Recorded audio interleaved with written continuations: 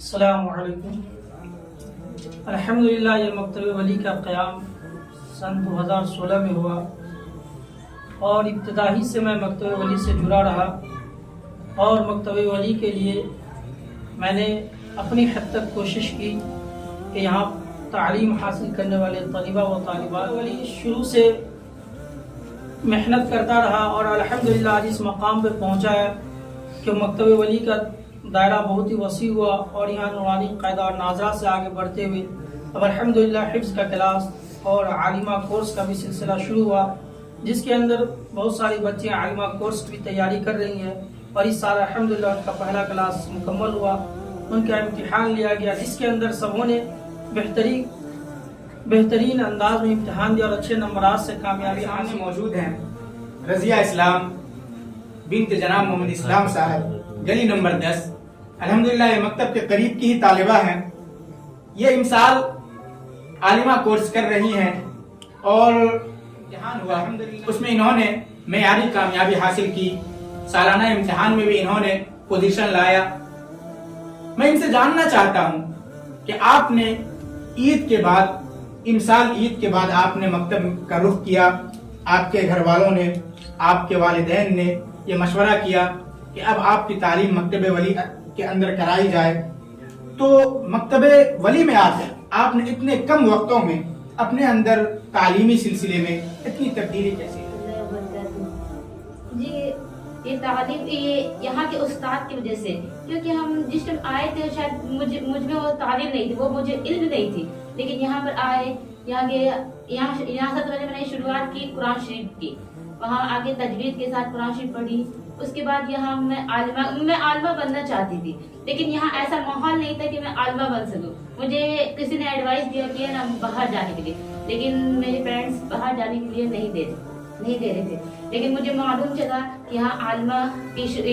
کی شروعات ہوئی ہے، تو مجھے میرے ماں باپ کو اس کے لیے اجازت دے دی اور مجھے یہاں پر اس کا ایڈمیشن کرا دی کہ شاید یہاں پڑھے، اور میں یہاں آئی تو ماشاءاللہ مجھے ہر وہ علم حاصل ہوئی جس کی مجھے طلب تھی، اور وہ علم حاصل کرنے کے بعد میں اپنے آپ میں خود دیکھتی ہوں کہ مجھے ہر چیز وہ جو مجھے نہیں معلوم تھی وہ آج مجھے معلوم ہو چکی ہے، اور اللہ کے رحم و کرم سے کہ میری خواہش پوری ہو گئی کہ میں عالمہ یہی محلہ میں رہ کر استاد کے نگرانی میں اچھے سے اچھے عالمہ کورس کر رہی ہیں، اس میں کون کون سی کتابیں آپ کے نصاب میں ہیں، خاص کتابیں، اور ان کے سمجھنے میں کہیں کسی طرح کی کوئی دشواری آئی ہو یا اساتذہ نے کہیں سمجھانے میں کسی طرح کی کوئی کمی اور کسر چھوڑی ہو؟ کیا آپ کے اساتذہ محنت کے ساتھ، وقت کی پابندی کے ساتھ کلاس آتے ہیں؟ ان کے پڑھانے کا انداز کیا ہوتا ہے؟ کیا وہ آپ کے مائنڈ میں مکمل طور پہ اپنی باتوں کو بسا پاتے ہیں؟ جی میرے نصاب میں تو 8 کتاب ہے، ان میں سے کچھ ایک ہے رحمت عالم صلی اللہ علیہ وسلم، مفتاح العربیہ، منہاج العربیہ، آسان سر۔ ہماری معلمہ درسگاہ میں داخل ہوتی ہے تو سب سے پہلے سلام کرتی ہے، ہم لوگ ان کے سلام کرتے ہیں، ان کا جواب دیتے ہیں، ان پر وہ آتی ہے تو ہم لوگ کو پہلے کے سبق کو کرواتی ہے، دہرواتی ہے، اس کے بعد پھر وہ ہمیں اس سبق کے بارے میں ہمیں بتاتی ہے۔